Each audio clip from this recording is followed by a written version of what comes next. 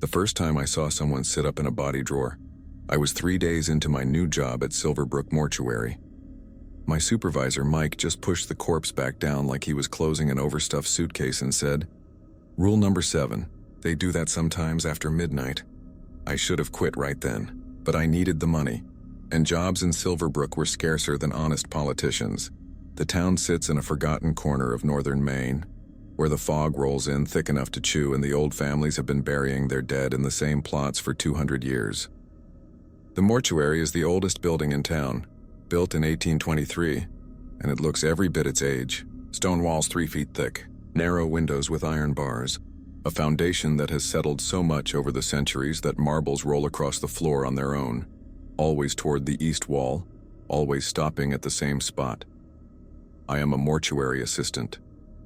I prepare bodies, maintain the facility, and work the night shift because that is when most of the deceased arrive from the hospital. The pay is decent considering the work, the hours are consistent, and until 3 months ago I thought I understood what death was.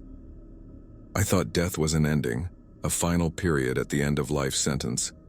I was wrong about everything.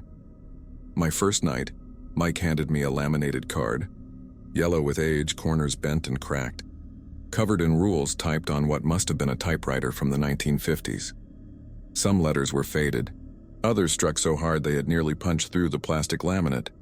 "Memorize these," he said, his voice flat and emotionless. "Your life might depend on it." And I am not being dramatic, I laughed nervously. He did not even smile. The rules: never enter the embalming room between 2 a.m. and 4 a.m. If you hear knocking from inside the cooler, knock back 3 times and walk away. The third drawer on the left is always empty. Do not open it. If the lights in the viewing room flicker exactly 5 times, leave immediately. Never answer a phone call that comes in at 3:33 a.m. The basement door must remain locked after sunset. If a body moves after midnight, it is not unusual. Gently return it to position. Do not make eye contact with anyone standing in the corner of the embalming room. There is no one there. If you smell roses when there are no flowers present, hold your breath and count to 10. The old crematorium in the back building is off limits, forever. I read through them twice, then a third time. Is this some kind of hazing ritual? A joke to scare the new guy? Mike's face was granite, weathered and unmoved. No joke, follow them exactly as written. The last assistant who did not follow the rules disappeared. We found his shoe in the crematorium. Just one shoe. Left foot, size 10. That was 6 months ago. Just his shoe? Just his shoe. His name was Daniel. Good kid. Smart. But he thought he knew better than the rules. Mike turned to leave, then paused at the door. "Robert, I am going to say this once. Every rule on that card was written because someone died or vanished. Every single one. Do not test them. Do not think you are special. Do not assume you can outsmart whatever is in this building." He left me alone then to begin my first shift. The mortuary was quiet. The kind of silence that presses against your eardrums and makes you hyper-aware of your own heartbeat, your own breathing. I was supposed to organize the supply closet, check the chemical levels in the embalming room, and make sure all the deceased were properly secured in the cooler. Simple tasks, basic work, nothing that should frighten a grown man. I made it until 11 p.m. before something happened. I was in the hallway between the main office and the preparation room when I heard it. A soft knocking. 3 slow, deliberate taps, each one exactly 2 seconds apart. Coming from the cooler, my hands went cold despite the warmth of the building. Rule number 2 floated up from my memory like a ghost rising from water. If you hear knocking from inside the cooler, knock back 3 times and walk away. The knocking came again, tap, tap, tap, same rhythm, same intensity. I approached the heavy steel door of the cooler on legs that felt disconnected from my body. Through the small reinforced window, I could see the racks of drawers, each one containing a body awaiting preparation or pickup by family members. The temperature gauge on the wall read 38 degrees. Everything looked normal. Everything looked dead. The knocking sounded a third time, and I realized it was coming from the middle row, somewhere in the center. My knuckles rapped against the steel door 3 times.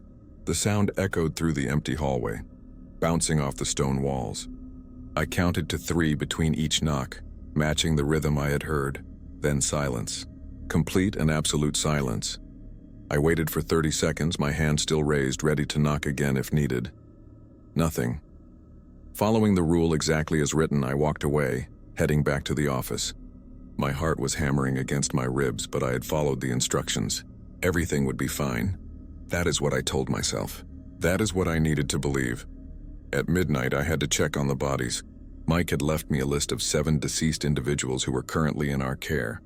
I needed to verify their identification tags and ensure they were properly positioned. Standard procedure, done every shift, nothing complicated. I opened the cooler and pulled out the first drawer. An elderly woman passed away from natural causes at age 87. Her face was peaceful, hands folded across her chest. Tag matched the paperwork. Everything normal. I slid her back in, the drawer gliding smoothly on its tracks. Second drawer. An older man, maybe 70. Heart attack while mowing his lawn. His daughter had cried when she came to make arrangements. Tag matched third drawer. I reached for the handle, then stopped. My hand froze in midair. The third drawer on the left is always empty. Do not open it. But I was pulling from the right side. I was fine. I was safe. Fourth drawer. A middle-aged woman, 46 years old. Cancer had eaten her from the inside. Tag matched. Fifth drawer. A young man, maybe my age, definitely not older than 25. Car accident on Route 7. The same stretch of road that had claimed a dozen lives in the past decade. His eyes were closed, face peaceful despite the trauma that had killed him. Tag matched. I was sliding the drawer shut when his hand twitched. I jerked backward, slamming into the wall behind me hard enough to knock the breath from my lungs. Rule number 7. If a body moves after midnight, it is not unusual. Gently return it to position. The young man's hand was now resting at an odd angle, draped over the edge of the drawer, fingers hanging down like he was reaching for something. I forced myself to breathe slowly. In through the nose. Out through the mouth. Just a muscle spasm. Post-mortem movement. Gases escaping from tissue. It happens. Mike had told me it happens. I stepped forward, lifted his hand by the wrist, and placed it back across his chest. The skin was cold as winter ice, firm but not yet rigid. He did not move again. I finished positioning him properly and slid the drawer shut with shaking hands. I finished the rest of the checks without incident and locked the cooler behind me, testing the handle 3 times to make sure it was secure. The next 3 nights were quiet. I started to relax into the rhythm of the work. Bodies came in, I prepared them. Families came to say goodbye, bodies went out. The cycle continued. I started to think maybe the rules were just remnants of old superstitions. Things that had scared workers decades ago but had no real basis in anything supernatural. Maybe Mike was just hazing the new guy, seeing how long I would follow nonsensical instructions before calling him out on it. Then came the 4th night, and everything changed. I was in the preparation room, cleaning instruments with disinfectant, the sharp smell of chemicals filling my nostrils. Standard work, routine. I was thinking about what I would have for breakfast when my shift ended, whether the diner on Main Street would be open, when I noticed the smell. Roses, strong and sweet, like someone had brought in a massive bouquet of fresh flowers, but there were no flowers in the room. No flowers anywhere in the mortuary. We had a strict policy against floral arrangements in the preparation areas due to contamination concerns. Rule number 9. If you smell roses when there are no flowers present, hold your breath and count to 10. I clamped my mouth shut and began counting in my head. 1, 2, 3. The smell grew stronger, thicker, almost nauseating in its intensity. 4, 5, 6. It was overwhelming now. Thick and cloying like standing in a perfume factory. 7, 8. My lungs began to burn. Screaming for air. 9, 10. I gasped in a breath. The smell was gone completely, as if it had never existed. Just the sharp tang of disinfectant remained. I stood there, shaking, staring at the empty room. The instruments gleamed on the metal tray, perfectly arranged. The body I had been working on lay still and silent on the table. Everything was normal. Everything was fine, except it was not fine. Something was in this mortuary, something that followed rules of its own, something that the old rules were designed to contain. I lasted 2 more weeks before I decided to investigate. I needed to know what was happening, needed to understand why these rules existed and what would happen if they were broken. Mike refused to tell me anything beyond follow them and you will be fine. The other day, shift workers, Tyler and James, would not talk about it at all. When I brought it up, they found excuses to leave the room. Tyler actually walked out in the middle of lunch, leaving half a sandwich on the table. So I did what any curious idiot would do. I started breaking the rules. Not all at once. I was not suicidal. But I needed to know. I needed to understand what I was dealing with. The first rule I broke was number 3. The third drawer on the left is always empty. Do not open it. I waited until 1 a.m. on a Tuesday night. The mortuary was silent except for the hum of the refrigeration unit and the occasional creak of old wood settling. I had checked the cooler an hour earlier during my standard rounds, and there were currently 9 bodies in our care. I knew exactly which drawer was the third from the left. I had been avoiding looking at it for 2 weeks, but now I needed to see. I pulled on latex gloves, the powder inside making my palms itch. I approached the cooler with my heart pounding so hard I could hear it in my ears. The handle of the third drawer was waiting. The metal was ice cold, colder than any of the other handles, cold enough that I could feel it through the latex. I gripped it firmly and pulled. The drawer slid open smoothly, the ball bearings gliding without resistance, revealing exactly what I expected. Nothing. Empty steel, slightly frosted with condensation. The space where a body should be completely vacant. Just cold air and metal. Then the temperature dropped. Not gradually, but instantly, like someone had opened a door to the Arctic. I could see my breath misting in front of me in thick clouds. The lights flickered once, twice, 3 times, and I heard breathing. Slow, raspy breaths, the sound of air moving through damaged lungs, coming from the empty drawer, in, out, regular as a metronome. I slammed it shut and ran. My feet pounded on the tile floor as I sprinted down the hallway to the office, not stopping until I had locked myself inside and pushed a filing cabinet against the door. I called in sick the next night. And the night after that.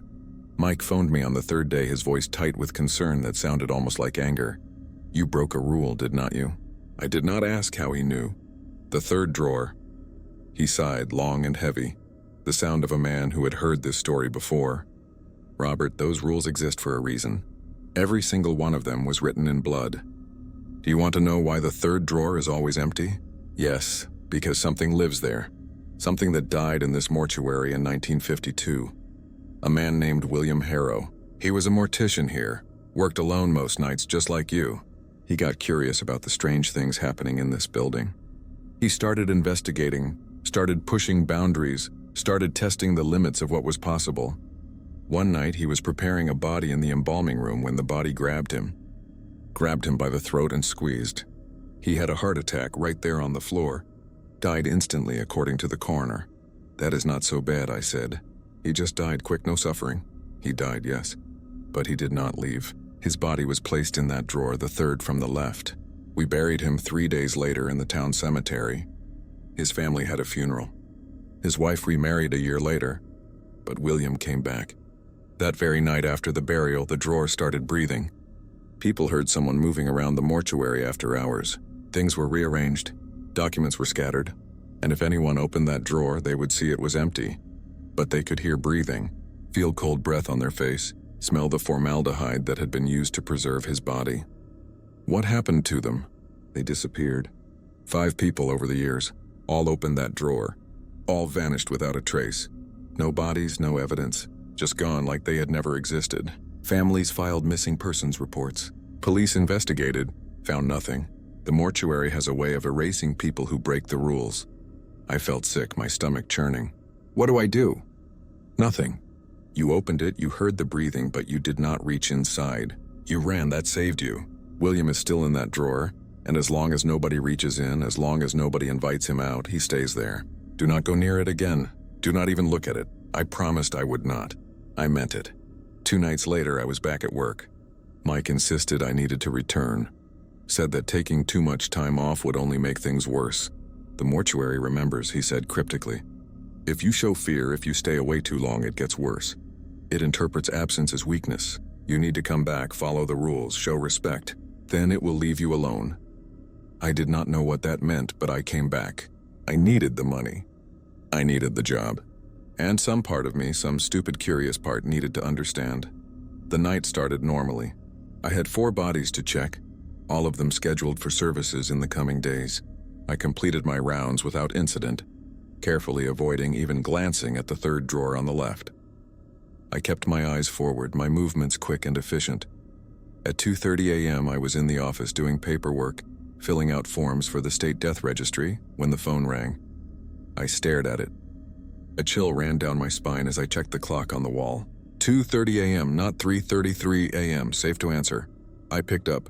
Silverbrook Mortuary. This is Robert speaking. How may I help you? Silence on the other end, then breathing.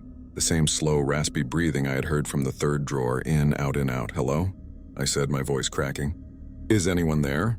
A voice spoke, barely a whisper, scratchy and distant like it was coming from the bottom of a well. Why did you open my drawer? I slammed the phone down so hard the handset cracked. It rang again immediately.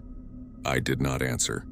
It rang 15 times, each ring identical in length and tone, then stopped abruptly. The silence that followed was worse than the ringing. At 3:15 a.m., I heard footsteps in the hallway. Slow, dragging footsteps like someone shuffling along the floor without fully lifting their feet. The sound of slippers on tile. I was alone in the mortuary. The front doors were locked with a deadbolt and chain. The back entrance was sealed. There was no one else here. There could not be anyone else here. The footsteps came closer.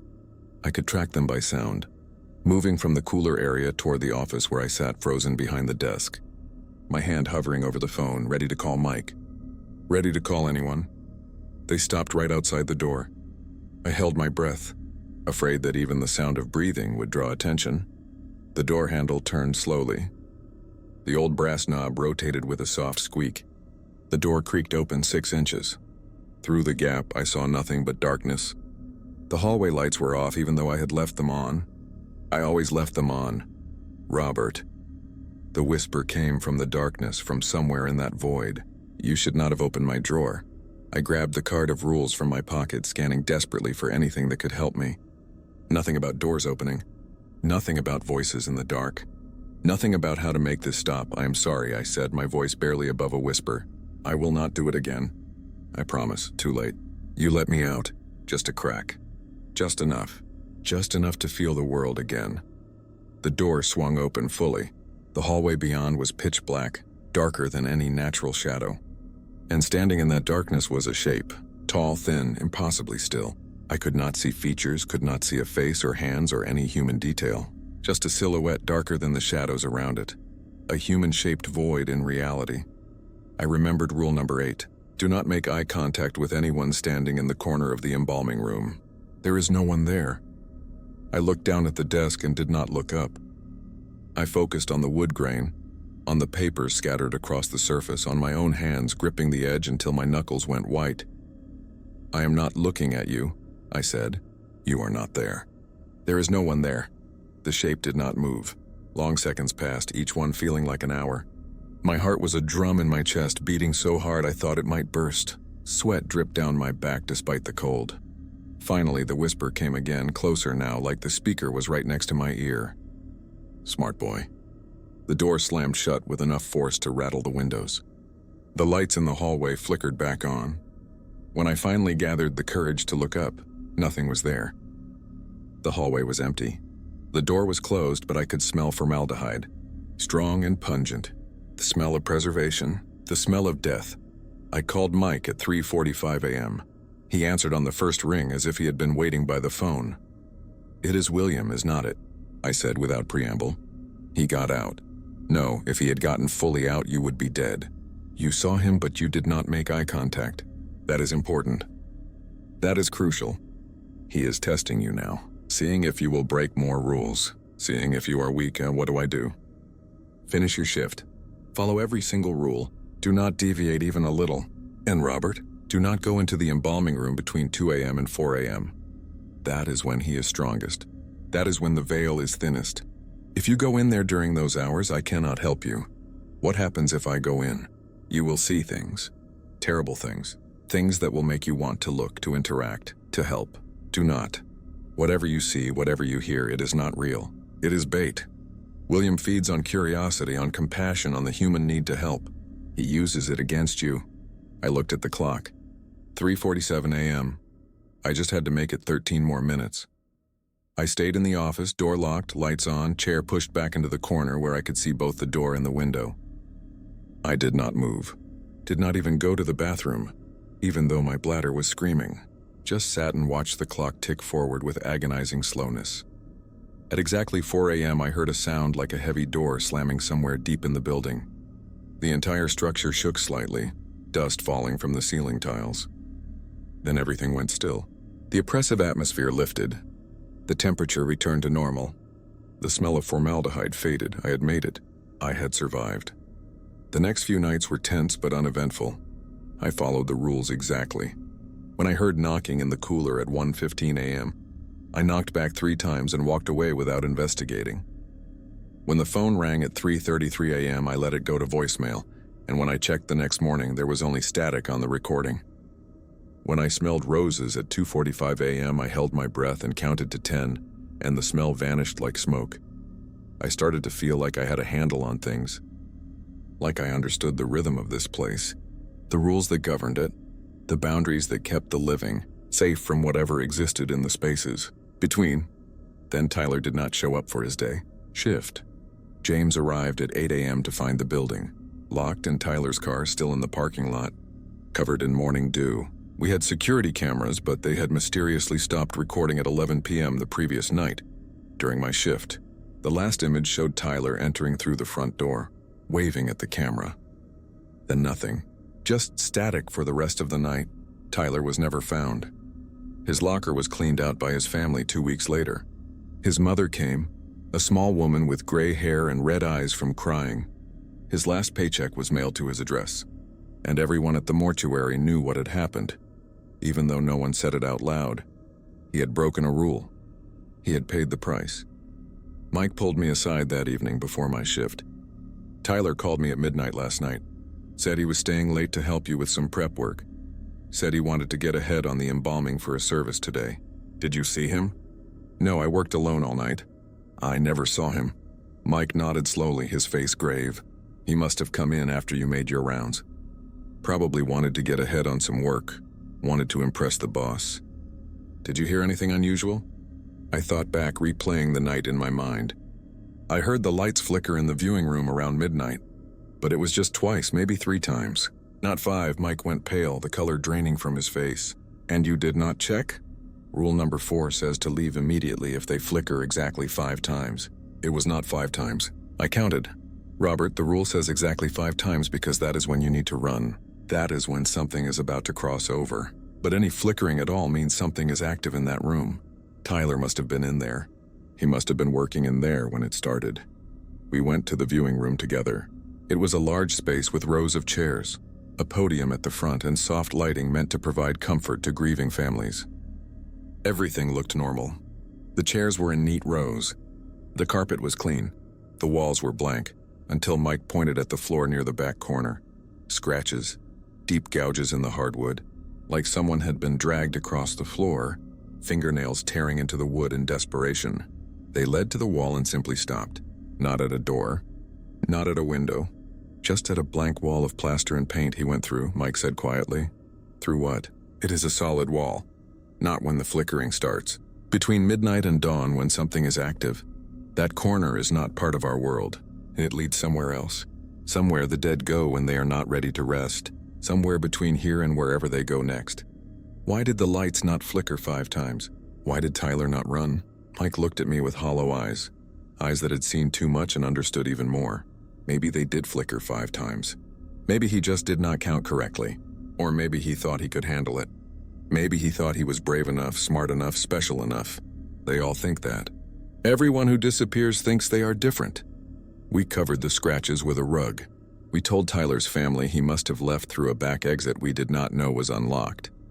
We lied, we always lied. I wanted to quit. I wanted to walk away from Silverbrook Mortuary and never look back. But Mike convinced me to stay. He said that leaving immediately after someone disappeared would draw attention, would make people ask questions. And the mortuary did not like questions. Give it another month, he said. Then you can leave quietly. Find a job in another town. Start fresh. But if you leave now, you will be connected to Tyler's disappearance. Police will ask questions. Reporters will ask questions. And when people start digging into this place, bad things happen. I agreed, though every instinct screamed at me to run. The mortuary changed after Tyler disappeared. The atmosphere grew heavier, more oppressive. I started seeing shadows move in my peripheral vision. Doors that I knew I had locked would be standing open when I returned to a room minutes later. The temperature would drop suddenly without warning, then return to normal just as quickly, and the rules became harder to follow because new phenomena appeared, things not covered in the original list. New sounds emerged, whispers in empty rooms speaking words I could not quite make out. Music playing faintly from somewhere deep in the building, old songs from the 1940s and 50s, crackling like they were being played on an ancient radio. Once I heard what sounded like someone crying, but when I investigated, I found nothing but empty rooms and silence. The mortuary was teaching me new rules, adding to the list that Mike had given me. I started writing them down in a notebook I kept in my pocket, documenting everything I learned. New rules I learned: if you hear music, follow it to its source and turn off the radio. There is no radio, but you must pantomime turning it off anyway. The music will stop. The mirror in the bathroom shows reflections 3 seconds delayed. Do not stay long enough to notice the difference between you and your reflection. If all the lights go out at once, stay perfectly still until they return. Do not use a flashlight. Do not move. Do not speak. The water in the embalming room sink runs red on Thursdays between midnight and 1 a.m. This is normal. Do not drink it. Do not touch it. If you see wet footprints leading from the cooler, follow them to see where they go. They will lead you to someone who broke a rule. Mark that room as unsafe for the rest of the night. I had seen wet footprints once, 2 weeks after Tyler vanished. They led from the cooler, down the hall, through the preparation room, and into the old crematorium building out back. Rule number 10. The old crematorium in the back building is off limits, forever. I marked the entire back building as unsafe and did not go near it for 3 days. Even now, I avoid it whenever possible. Michael started working at the mortuary in my 2nd month. He was young, maybe 22, fresh out of mortuary school with a degree and certifications and enthusiasm. Mike hired him to help with the day shift, to ease the workload that Tyler's disappearance had created. We were understaffed. We needed help. I tried to warn him. I really did. On his first day, I pulled him aside. This place is not normal, I told him during his lunch break. There are rules you need to follow. Important rules. Rules that keep you safe. He laughed it off the way young people do when they think they are invincible. Every job has rules, man. Do not worry so much. I have worked in mortuaries before. I did my internship at a big facility in Portland. Nothing here can surprise me. These are different. These rules are for your safety.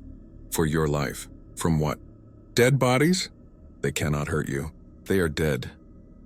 I wanted to tell him about William Harrow, about Tyler, about all the things I had seen and heard in the past 2 months, but something stopped me. Maybe I knew he would not believe me until he experienced it himself. Maybe I was just tired of being the only one who seemed to understand. Maybe I wanted someone else to see what I had seen, to validate that I was not going insane. Michael lasted 3 weeks. 3 weeks of working day shifts, preparing bodies, meeting with families, doing normal work. 3 weeks of thinking he understood this place. It happened on a Tuesday night. I was working my usual shift when Michael called me at 2:15 a.m. He had forgotten some paperwork and needed to come back to the mortuary to pick it up. Important documents for a meeting with a family the next morning. Do not come back tonight, I said. Wait until morning. Come in early. I will make sure the paperwork is ready. It will just take 5 minutes. I need those forms for a meeting at 9 a.m. I will be in and out. You will not even know I am there. Michael, please, do not come back here after midnight, please. Stop being paranoid. I will be fine. I will be in and out in 5 minutes. He hung up before I could argue further. Michael arrived at 2:30 a.m. I heard his car pull into the lot, heard the front door unlock with his key. He called out to me and I met him in the hallway. See? No problem, he said, grinning like this was all a big joke. You worry too much, Robert. This is just a building. Just a job. He headed to the office to grab his paperwork. I returned to the preparation room where I was finishing up some cleaning. I told myself he would be fine. He would grab his papers and leave. Nothing would happen. At 2:47 a.m. I heard him scream. I ran toward the sound, my heart in my throat, my feet pounding on the tile. The scream was coming from the embalming room, high-pitched, terrified, the scream of someone who had just seen something that shattered their understanding of reality. Rule number 1. Never enter the embalming room between 2 a.m. and 4 a.m. I stopped at the door. Through the small reinforced window I could see Michael inside, backing away from something in the corner. His face was white with terror, his eyes wide, his mouth open in a silent scream. "Robert, help me. There is something in here." Rule number 8. Do not make eye contact with anyone standing in the corner of the embalming room. "There is no one there. Michael, close your eyes. Do not look at it." But he was not listening. He was staring at the corner, transfixed, unable to look away. And as I watched through the window, he took a step toward it, then another. "No. Michael, stop." He walked to the corner like a puppet on strings. His movements were jerky, unnatural, like someone who had forgotten how their own body worked. When he reached the wall, he simply kept walking. One moment he was there, solid and real. The next he had passed through solid concrete as if it were smoke. He was gone. Vanished. Erased from reality. I stood outside that door for 10 minutes, shaking, unable to move, unable to think. At 2:58 a.m. I heard his voice from inside the embalming room. "Robert, are you still there?" I did not answer. "Robert, I need help. I am stuck somewhere. I cannot see anything. It is dark, so dark. Please help me." I wanted to help him. Every fiber of my being wanted to open that door and pull him back. But the rules were absolute. The rules were written in blood. The rules were the only thing keeping me alive. Never enter the embalming room between 2 a.m. and 4 a.m. I walked back to the office and called Mike with shaking hands. "Michael went through," I said. "In the embalming room." He looked at something in the corner. Mike was silent for a long moment. I could hear him breathing, slow and steady. "Is he still calling to you?" "Yes, he sounds scared. He sounds like he needs help." That is not Michael anymore. Whatever is in that corner, it wears the voices of people it takes. It will sound like him. It will beg like him. It will use every trick to get you to open that door. Do not respond. Do not open that door. Wait until 4 a.m. At 3:15 a.m., Michael's voice became angry. "Robert, you coward. Are you going to leave me here? Open the door. Open the door right now." At 3:33 a.m., the phone rang. I did not answer it. It rang 30 times before stopping. At 3:47 a.m., something began pounding on the embalming room door from the inside. Heavy, rhythmic thuds that shook the frame and rattled the hinges. Each impact sounded like a battering ram. The wood began to crack. I sat in the office with my hands over my ears, rocking back and forth, waiting for 4 a.m. At 4 a.m. exactly, everything stopped. The building settled with a groan. Silence returned like a blanket. The oppressive atmosphere lifted. I waited until 4:15 a.m. before I opened the embalming room door. My hands were shaking so badly I could barely turn the knob. The room was empty, clean, nothing in the corner. The instruments were all in their places, untouched, as if no one had been there at all. Michael's car was still in the parking lot when the day shift arrived at 8 a.m. We told the police he had stopped by to pick up paperwork and must have left in a rideshare. His phone went straight to voicemail. His apartment showed no signs of disturbance when police checked it. He simply vanished, like Tyler before him. Like Daniel before that. Like 5 others over the years. The mortuary had taken another victim. I gave my notice the next day. Mike did not try to stop me. He just nodded like he had been expecting it. "I understand," he said. 2 months is longer than most people last once they realize what this place really is. You did better than most. Why do you stay? I asked him. You know what this place is. You know what it does to people. Why not just leave? Why not burn it down and walk away? He looked around the mortuary, at the old stone walls and narrow windows, at the photographs of past employees that lined the hallway. Most of those faces were gone now, disappeared, dead, erased. Someone has to. If everyone leaves, if this building sits empty, the things inside will spread into the town. They will find other places to haunt, other people to take. As long as we are here, following the rules, keeping them contained, Silverbrook is safe. The town is safe. That is not fair. Why should anyone have to sacrifice themselves for this? Fair? Mike laughed bitterly. Nothing about death is fair, Robert. But it is necessary. The dead need to be cared for, need to be processed and buried properly. And in a place like Silverbrook, where the veil between worlds is thin, where something happened a long time ago that opened doors that should have stayed closed, that care requires special precautions. The rules exist to protect us. Most of the time they work. Most of the time, no system is perfect. Tyler and Michael made mistakes. They broke rules, got careless, thought they knew better. But hundreds of other workers have come through here over the decades, followed the rules and left safely. You did good work, Robert. You learned quickly and you stayed cautious. You broke one rule, learned your lesson, and never broke another one. That is why you are still here. That is why you get to leave. I worked my final 2 weeks in a daze, moving through the motions like a ghost myself. I followed every rule precisely, took no chances, spoke to no one I did not have to. The mortuary felt like it was watching me, waiting for me to slip up, to give it an excuse to take me like it had taken the others. On my last night, I did a final walkthrough at 5 a.m., an hour before the day shift arrived. I checked all the rooms, ensured everything was locked and secure. In the cooler, I counted the drawers. 9 bodies currently in residence. The 3rd drawer on the left was closed, but I swear I could hear breathing coming from inside it. That slow, raspy breathing that haunted my nightmares. I did not open it. I would never open it again. I left Silverbrook Mortuary at 6 a.m. on a Saturday morning. The sun was just coming up, burning off the fog that clung to the streets like fingers trying to hold the town in darkness. I drove straight out of town without looking back, watching Silverbrook shrink in my rearview mirror until it was just a dark spot on the horizon. That was 3 months ago. I have a new job now, in a city 300 miles from Silverbrook. I work in a coffee shop, making lattes and chatting with customers about the weather and sports and all the normal things normal people talk about. It is boring, it is safe, it is wonderfully, beautifully normal. But I still have nightmares about the mortuary. I dream about the 3rd drawer, about William Harrow's whisper in the darkness. I dream about Tyler's scratches on the viewing room floor, about Michael walking through a solid wall into nothing.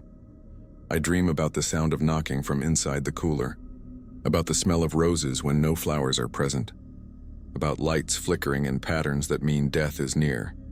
And sometimes, late at night when I cannot sleep, I take out that laminated card and read the rules again. I have memorized every word, every letter, but I still read them. They are burned into my brain like scars. Sometimes I wonder about Mike, still working there, still following the rules, still keeping whatever evil lives in that building contained. Sometimes I wonder how long he will last before the mortuary takes him too.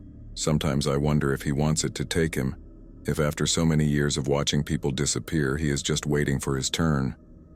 And sometimes late at night, I get phone calls from numbers I do not recognize. I never answer, because I learned the rules and one of them was clear. Never answer a phone call that comes in at 3:33 a.m. Last week, I got a message from Mike, just a text, short and to the point, sent at 4:17 a.m. Found something you should know. Tyler is back. I called him immediately, my hands shaking as I dialed. What do you mean back?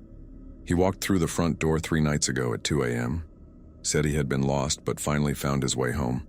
Said he was sorry for missing work. Said he wanted his job back. That is not Tyler. I know. But he looks like Tyler. Sounds like Tyler.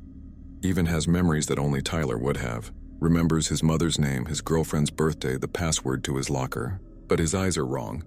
They are too dark, too empty, and he does not follow the rules. I caught him trying to open the 3rd drawer last night. My blood went cold. What did you do? I stopped him. Reminded him of the rules. He just smiled at me and walked away. Robert, I think whatever took Tyler sent him back as bait. I think it wants more people. I think it is getting hungry. What are you going to do? What I always do. Keep the mortuary running. Keep the town safe. And hope that whatever came back wearing Tyler's face does not figure out how to leave the building. Mike paused and I could hear him breathing heavily. Robert, I am telling you this because I need you to understand something. You got out. You are free. Do not come back here. Not for anything. Not if I call you. Not if anyone else calls you. Not if you hear Tyler begging for help. Silverbrook Mortuary has a way of pulling people back. And I do not want that to happen to you. Promise me you will not come back. I promise. Good. Stay safe out there. And Robert? Burn that card. Burn the rules. Forget everything you learned here. Live a normal life. You earned it." He hung up before I could respond. I have not burned the card, I cannot. It sits in my wallet, a constant reminder of what I survived, of what is still out there in the world. Sometimes I take it out and read it, just to remind myself that it was real, that I did not imagine it all. I have been having strange dreams lately. In them, I am back in the mortuary, walking the familiar halls with their stone walls and narrow windows. But now I know every corner, every shadow, every place where the veil is thin. In the dreams, I am not scared. I belong there. I understand the rules better than anyone. I know how to move through that space without drawing attention, how to exist in the spaces between life and death. In the dreams, I open the third drawer, and William Harrow is waiting for me. But he is not angry. He is grateful. He has been alone for so long, trapped in that drawer, watching people come and go, taking the ones who break the rules because that is all he can do. In the dreams, he offers me a choice. Stay in the world of the living, always looking over my shoulder, always waiting for the mortuary to call me back, or return to Silverbrook, take Mike's place, become the next keeper of the rules, spend my life ensuring the dead are cared for and the living are protected, become part of the mortuary's history, another face in the photographs that line the hallway. In the dreams, I always choose to stay in the world of the living, but each time the choice gets harder. Last night I woke up at 3:33 a.m. My phone was ringing. Unknown number. I stared at it, remembering the rule. Never answer a phone call that comes in at 3:33 a.m. The ringing stopped. A voicemail popped up. Against my better judgment, against every instinct that told me to delete it without listening, I played it. Breathing. That slow, raspy breathing I remembered so well. Then a whisper, barely audible, like someone speaking from very far away. "Come home, Robert. Your drawer is waiting." I deleted the message immediately. I blocked the number. I told myself it was just a prank, a coincidence, nothing more. But I know the truth. The mortuary has not forgotten me. It is calling me back. And every night the pull gets a little stronger. 2 weeks after Mike's text, I got another message. This time it was from a number I did not recognize, but the area code was Silverbrook. "This is James. Mike is gone. We need help." I stared at the message for an hour before responding. What happened? He went into the embalming room at 3 a.m., said he heard someone calling for help, said it sounded like his daughter. He has been gone for 3 days. His car is still here. "Robert, I do not know what to do. I am alone here at night and things are getting worse. The rules are not working anymore. The rules always work if you follow them exactly. I am following them, but new things keep happening. Things not covered by the rules. Yesterday, all the bodies in the cooler were rearranged. Tags were switched. I spent 6 hours fixing it. And last night I saw someone standing in the viewing room, tall, thin, wearing old clothes from the 1950s. He was just standing there staring at the wall. When I checked the rules, there was nothing about what to do. I closed my eyes. William Harrow was getting stronger. The mortuary was breaking down. Without Mike there to maintain the balance, to follow the rules and keep things contained, the barriers were failing. "Did you make eye contact?" I asked. "No, I remembered Rule 8. I looked away and left. "But Robert, I am scared. I cannot do this alone. Please come back. Just for a few days, just until we can hire someone new." I should have said no. I should have blocked the number and forgotten about Silverbrook Mortuary forever. But I kept thinking about Mike, about how he had stayed there for years, keeping the town safe, keeping the darkness contained. I kept thinking about all the people who would die if the mortuary failed, if whatever lived there spread into the town. And I kept thinking about the rule I had broken, about the drawer I had opened, about William Harrow whispering in the darkness that I had let him out. Just a crack, just enough. Maybe I owed a debt. Maybe I had unfinished business. Maybe I was just tired of running. "I will come back," I told James, "just for 1 week, just until you find someone permanent." I drove to Silverbrook on a Sunday afternoon. The town looked the same as when I had left it 3 months earlier. Same fog rolling through the streets, same old houses with their peeling paint and sagging porches, same cemetery on the hill, where generations of families were buried in neat rows. The mortuary stood at the end of Main Street, its stone walls dark and imposing, its narrow windows reflecting the gray sky. I parked in the lot and sat in my car for 10 minutes, working up the courage to go inside. James met me at the door. He looked terrible. Dark circles under his eyes, unshaven, hands shaking. Thank God you are here. I have not slept in 3 days. Every time I close my eyes, I hear things, whispers, footsteps, music. Have you been following the rules? Every single one. But it is not enough anymore. The mortuary is changing, growing. I think it knows Mike is gone. I think it is testing the boundaries. We went inside together. The building felt different, colder, darker. The air was thick and heavy, pressing down on my shoulders like a physical weight. The hallway seemed longer than I remembered, the shadows deeper. Where is Mike's office? I asked, still locked. I have not been inside since he disappeared. I was afraid of what I might find. We went to the office together. The door was locked, but James had a master key. We opened it slowly, not sure what to expect.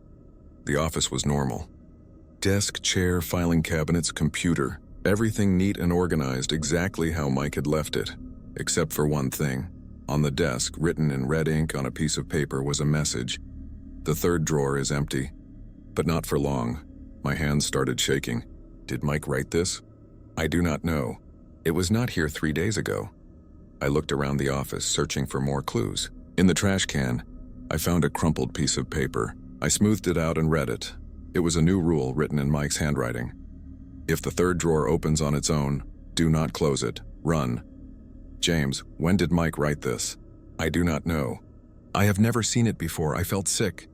Mike had discovered something new, something terrible in his final days. He had tried to warn us, tried to add to the rules, but whatever he had found had taken him before he could finish. We need to check the cooler, I said. James went pale. I checked it this morning. Everything was normal. Check it again, now.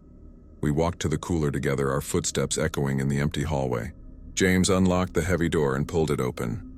Cold air rushed out, carrying with it the smell of formaldehyde and something else. Something rotten. The bodies were all in their proper places. Tags matched. Everything looked normal, except the third drawer on the left. It was open. Not fully open, just a crack, maybe 2 inches. But it was open, and from inside I could hear that familiar breathing. In, out, in, out. Did you open this? I asked James. No, I swear. It was closed this morning. I looked at the drawer, at that narrow gap of darkness, and I understood. William Harrow had finally done it. After decades of waiting, of taking people who broke the rules, of slowly growing stronger, he had opened his own drawer from the inside. He was free. Not fully free, not yet, but free enough. I remembered Mike's final rule. If the third drawer opens on its own, do not close it. Run. We need to leave, I said. Now. What? We cannot just leave. We have responsibilities. We have bodies to care for. James, listen to me. That drawer opened from the inside. That means whatever is in there is strong enough to break the rules, strong enough to escape. If we stay here, we die. We need to leave and call someone, police, fire department, someone who can help. But before we could move, the drawer slid open further, 6 inches, then a foot and a hand reached out, pale, thin, with long fingers that curved like claws. The skin was gray and mottled, the fingernails black. The hand gripped the edge of the drawer and pulled. Run! I screamed. We ran. Down the hallway toward the front door, our feet pounding on the tile. Behind us, I heard the drawer slide all the way open. Heard something climb out, feet hitting the floor with a wet slap. Heard footsteps following us, slow, steady, patient. We burst through the front door into the parking lot. I grabbed James and pulled him toward my car. Get in now! We jumped in and I started the engine. My hands shaking so badly I could barely turn the key. The mortuary door was still open. And standing in the doorway was a figure. Tall, thin, wearing the clothes of a mortician from the 1950s. William Harrow. He was looking directly at us, and he was smiling. I floored the accelerator and we tore out of the parking lot, gravel spraying behind us. I did not stop driving until we were 5 miles outside of town. We called the police from a gas station, told them there had been a break-in at the mortuary. They said they would send someone to check it out. 3 officers went to Silverbrook Mortuary that evening. Only 2 came back. The one who did not return was named Nick. Young officer, fresh out of the academy, eager to prove himself. According to the other officers, Nick had gone inside to check the building while they secured the perimeter. They heard him scream once, then nothing. When they went inside to find him, he was gone. No trace, no sign of struggle. Just gone. The mortuary was empty. All the bodies were still in the cooler, properly secured. Nothing was disturbed. Nothing was out of place except the third drawer on the left. It was closed now, locked from the inside, and when the officers listened closely, they could hear breathing coming from inside it. 2 sets of breathing, one slow and raspy, one quick and panicked. Mike and Nick were in the drawer now, trapped with William Harrow, trapped in whatever space existed in that emptiness. The police closed the mortuary, condemned the building, put up warning signs and yellow tape, but they did not burn it down. They did not destroy it, because in Silverbrook everyone knows the truth even if they do not say it out loud. The mortuary cannot be destroyed. It is part of the town now, woven into its history, its foundation. If you burn the building, the spirits will spread. If you demolish it, they will find new places to haunt. The only option is to keep it contained. Keep it locked. Keep people away, and hope that whatever is inside never finds a way to truly escape. James and I left Silverbrook that same day. We drove in convoy, not speaking, not stopping until we were in another state. We have not spoken since. I do not know where he is now. I do not want to know. I returned to my coffee shop job, told my boss I had a family emergency. He welcomed me back without questions. But things are different now. I cannot sleep without nightmares. I cannot go into dark rooms without feeling like something is watching me. I cannot hear knocking without my heart racing. And the phone calls have gotten worse. They come every night now. Always at 3:33 a.m., always from different numbers. I never answer, but the voicemails are always the same, breathing and whispers. Come home, Robert. Your drawer is waiting. Last week I woke up with dirt under my fingernails. I do not remember going outside. I do not remember touching dirt. But there it was, dark soil, the kind you find in cemeteries. Yesterday I found a business card in my pocket. Silverbrook Mortuary, with an address and phone number. I do not remember putting it there. I threw it away, but this morning it was back in my pocket. The mortuary is calling me back, and I do not know how much longer I can resist. I am writing this down as a warning, as a record. If you are reading this, if you ever find yourself in a town like Silverbrook, if you ever take a job at a place that has strange rules, listen to me. Follow the rules. All of them. Every single one. Do not test them. Do not break them. Do not think you are smart enough or brave enough or special enough to bend them. The rules are written in blood. They exist because people died. They exist because something terrible happened and someone survived long enough to write down what they learned. Do not make eye contact with things in corners. Do not open empty drawers. Do not answer phones that ring at 3:33 a.m. Do not enter rooms during forbidden hours. Do not ignore warnings, and if you break a rule, if you make a mistake, if you let something out just a crack, just enough, do not think you can fix it. Do not think you can make it right. Just run as far and as fast as you can, and pray that whatever you unleashed is content to stay where it is. Because once you break a rule, once you let the darkness touch you, it never fully lets go. It will follow you. It will call to you. It will wait patiently for you to come back. I broke a rule. I opened the third drawer. I heard William Harrow breathe. And now he knows me. Now he has a piece of me. Now I am marked. I do not know how this ends. I do not know if I will resist the call. I do not know if one night I will wake up in my car driving towards Silverbrook, unable to stop myself. But I know this. The mortuary is still there. The third drawer is still there. And William Harrow is still waiting. My name is Robert Calloway. I am 24 years old. I worked at Silverbrook Mortuary in the old part of town for 2 months, and I am terrified that one night I will wake up back in the cooler, lying in the third drawer on the left, listening to someone outside knocking 3 times, waiting for me to knock back, waiting for me to come home. Because in the end, everyone who works at the mortuary comes home, one way or another. The mortuary always collects its debts. The rules are absolute. The rules are eternal. The rules are written in blood, and I broke rule number 3.